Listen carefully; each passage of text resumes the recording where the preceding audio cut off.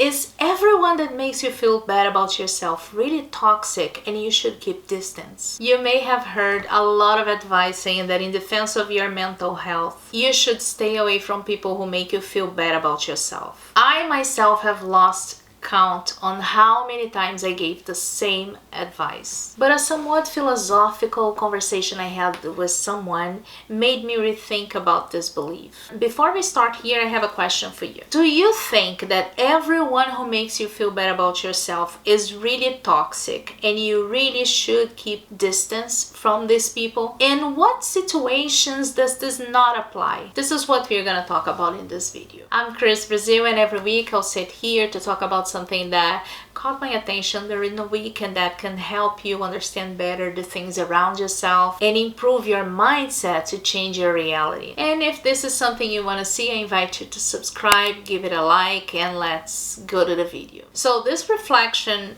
I had because of a conversation I had with an accountant. No, I didn't have a conversation with the accountant. I had a conversation with an acquaintance. That's it, acquaintance. I had a conversation with an acquaintance.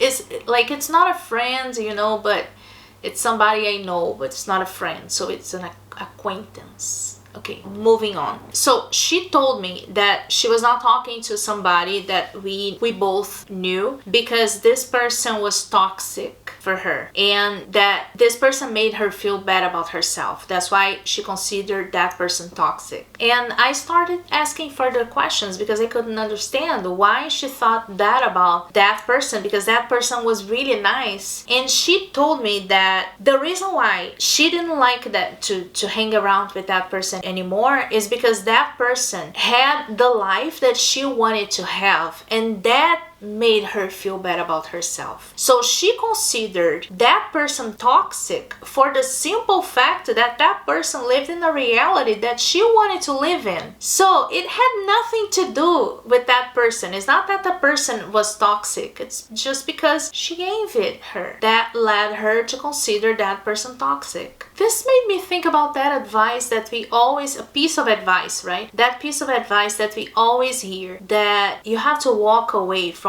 people who are not good for your mental health, people who make you feel bad about yourself, people who are toxic. And it made me think which situations that this doesn't apply. Then I sat down and I started writing. I made a list of situations in which this doesn't apply, that person is not toxic and we shouldn't follow that advice. And I brought here the main ones. If you want to see the full list or more of these items, leave here in the comments and I will make more videos in the future with the next ones. When someone is genuinely trying to help you, first of all, you need to set aside, abandon that idea that anyone and everyone who makes you feel bad about yourself is toxic. One of the situations is when maybe that person that is making you feel bad about yourself is the only one person in your environment that is really trying to help you, because this person is pointing you the actions and the thoughts and the behaviors that you have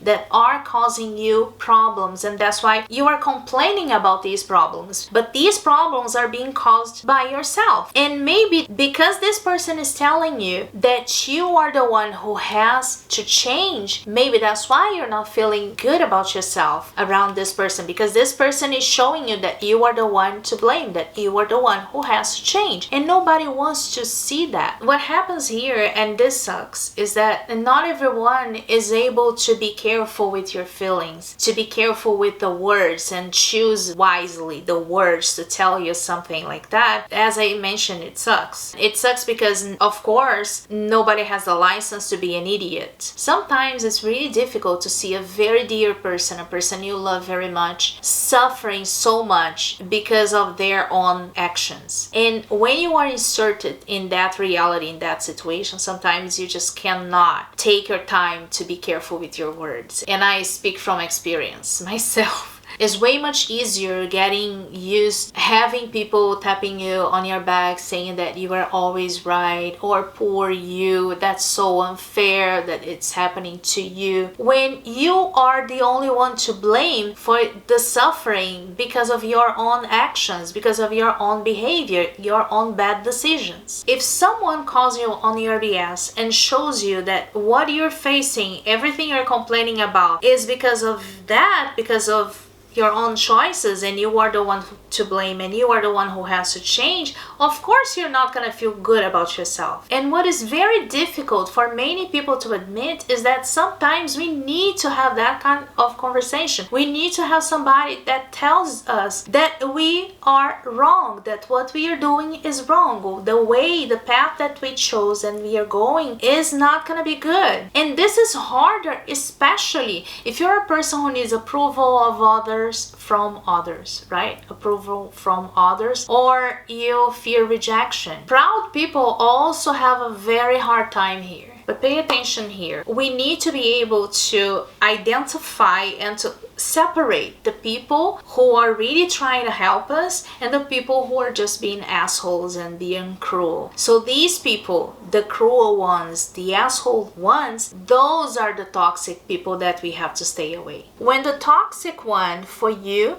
is yourself. Here we are talking about the good and old low self-esteem and negative self-talk. That voice that makes you paranoid, thinking that everybody around you is judging you, and if anybody comes to tell you anything, this person is being toxic, this person is being negative, is judging you, this person doesn't like you. This is something way much more complicated. I am not gonna work on this topic here in this video because I'm preparing another video talking just about self-esteem and how you can take care of your self-esteem. I'm gonna leave the link in the comments. No, I'm gonna leave the link in the description. When your view of events is impaired, as I always say, what you think and how you feel has a lot to do with the lenses you are wearing to see what's going on around you and with you. There is a very good tool that you can use to understand better this part here, that is the cognitive model. That is basically something like this. A situation happens. When you observe and experience this situation, you're gonna have a thought. This thought will generate an emotion which will result in an action or a reaction or a behavior. What happens is the thoughts that you're gonna have when you see something happening, it will depend on your view of things, your beliefs,